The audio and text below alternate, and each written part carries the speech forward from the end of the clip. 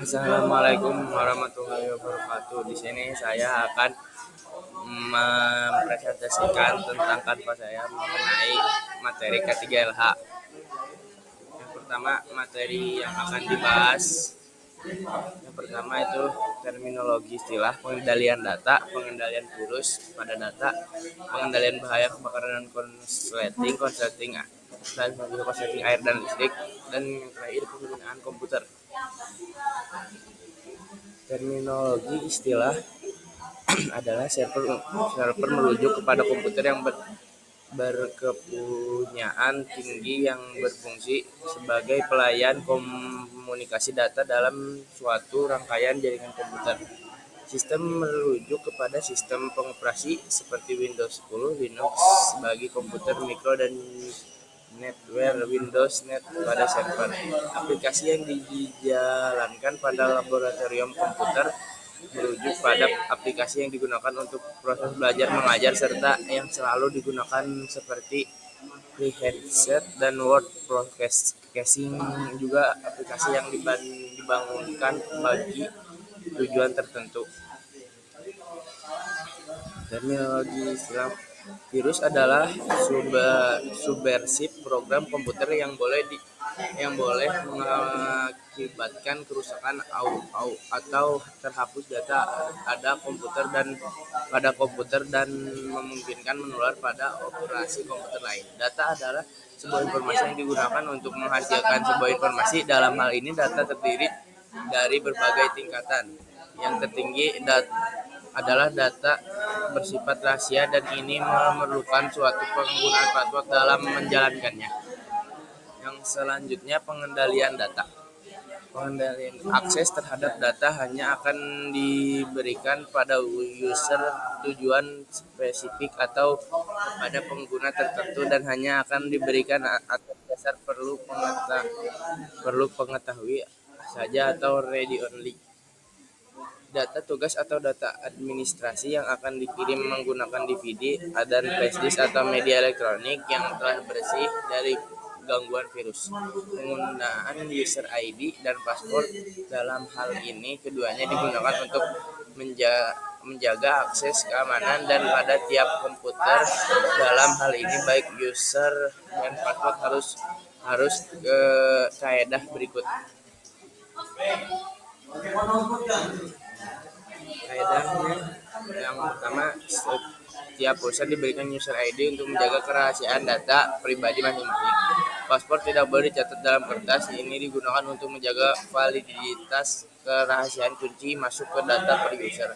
Paspor mempunyai kombinasi sekurang-kurangnya 6 aksara. Paspor perlu ditukar sekurang-kurangnya setiap 6 bulan. Paspor yang disimpan dalam komputer akan dikode.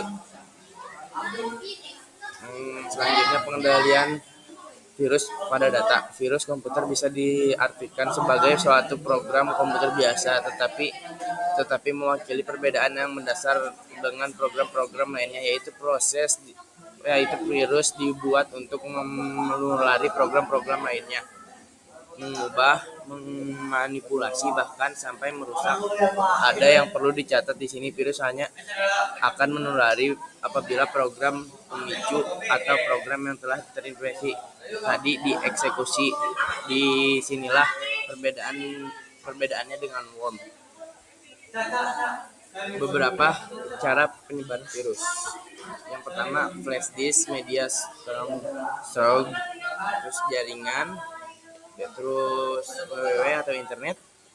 Yang selanjutnya, software yang freeware, shareware atau bajakan. Yang terakhir, attachment pada email.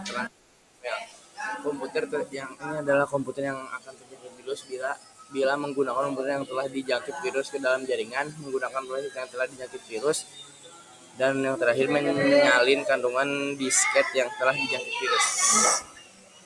Pencegahan virus komputer. Word protect pada flash disk yang digunakan supaya penyalinan tidak dapat digunakan. Yang selanjutnya, jangan menyalin sembarangan perisian data. Senantiasa digunakan scan antivirus untuk menghindari kehadiran virus. Jauhkan program yang rusak dari file data ke dalam disket yang berlainan. Yang terakhir, gunakan antivirus yang Anda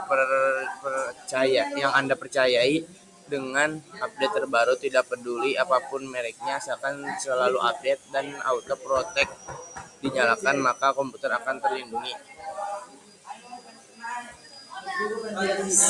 Pencegahan virus selanjutnya yaitu selalu scanning semua media penyimpanan eksternal yang akan digunakan. Jika terhubung langsung ke internet, kombinasi antivirus Anda dengan firewall anti spamming. Yang ketiga, selalu waspada terhadap file yang mencurigakan, contoh file dengan 2 buah extension atau file executable yang terlihat mencurigakan. Yang keempat, untuk software, firmware atau shareware, ada baiknya Anda mengambil dari situs resmi. Yang terakhir, semampunya hindari membeli barang bajakan menggunakan software open source. Nah, pencegahan virus selanjutnya yaitu bila data di flash disk atau media eksternal, backup semua data, matikan sistem, jalankan proses booting, dan menggunakan disket DOS di word protected yang bersih dari serangan virus. Gunakan program antivirus dari disket untuk membuang virus pada disket komputer yang dijangkit tadi.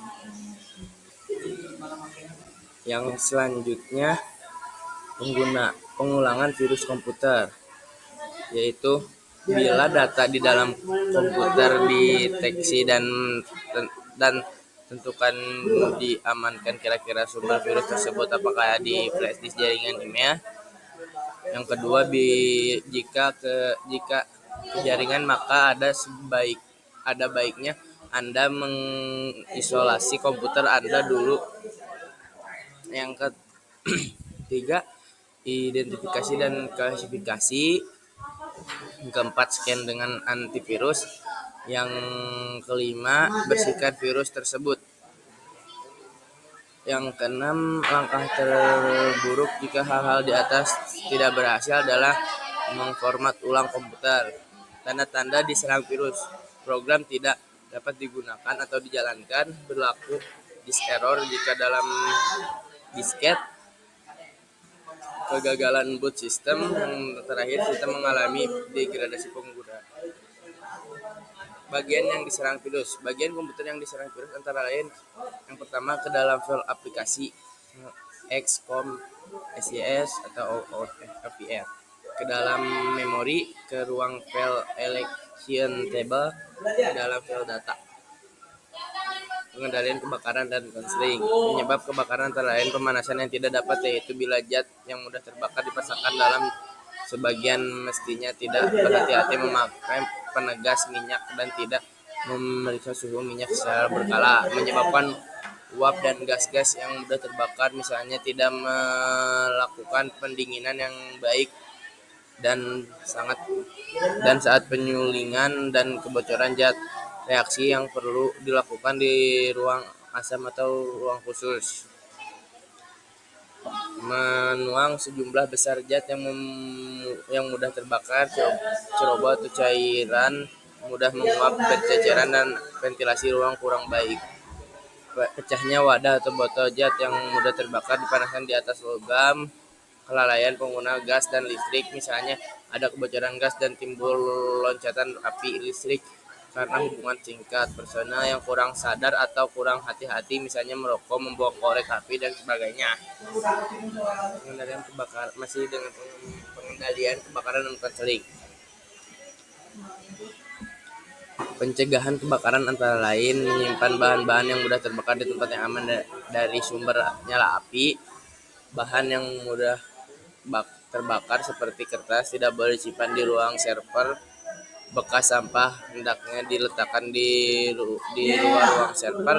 Semua alat-alat komputer perlu dimatikan apabila tidak digunakan. Gunakan wadah yang tepat untuk menyimpan atau membuang bahan cairan yang mudah terbakar. Jangan membiarkan sampah menumpuk dan membakar di tempat sembarangan. Semua pintu keluar bebas dari bahan-bahan yang mudah terbakar. Pastikan bahwa kabel dan peralatan listrik tidak rusak. Jangan berikan beban berlebih pada sirkuit listrik. buatlah peraturan dan tata tertib peringatan bahaya kebakaran dan semua personal harus mematuhinya. Usaha tersedia peralatan pemadam kebakaran. Dan selanjutnya konsleting air dan listrik. Kebakaran dapat terjadi jika 3 unsur yaitu bahan yang mudah terbakar, oksigen, dan percikan api. Persen lebih dari total kasus kebakaran disebabkan oleh listrik. Hal ini karena perlengkapan listrik yang digunakan tidak sesuai dengan prosedur yang benar, standar yang ditentukan oleh LMK, Lembaga Masalah Kelistrikan (PLN). Rendahnya kualitas peralatan listrik dan kabel digunakan serta instalasi yang asal-asalan dan tidak sesuai peraturan. Selanjutnya, penyebab konsleting antara lain kebakaran akibat konsleting itu bisa disebabkan oleh karena faktor human error awalnya. Kedua, awamnya penggunaan laboratorium terhadap penggunaan listrik sehingga seringkali bertindak sembrono atau teledor dalam menggunakan listrik atau tidak mengikuti prosedur dan metode penggunaan listrik secara menurut aturan PLN sehingga terjadilah kebakaran itu yang tidak sedikit kerugiannya. Yang selanjutnya konsleting air dan listrik.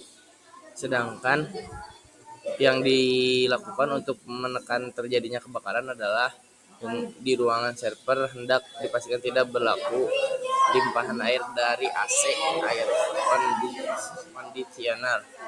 Yang kedua, suhu dan kelembapan di ruang server hendaklah diawasi dan dikawal.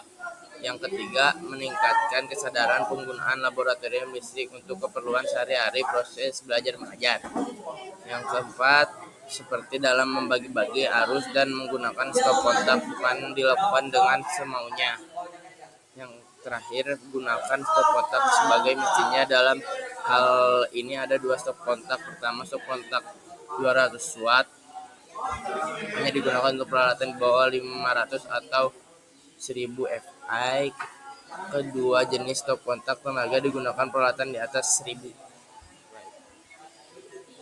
Yang terakhir, penggunaan komputer. Kenyamanan yang dibutuhkan antara lain baik itu keadaan pengguna maupun hardware atau perangkat keras komputer, di antaranya posisi tubuh yang benar. Yang pertama, posisi tubuh yang benar. Yang kedua, posisi monitor.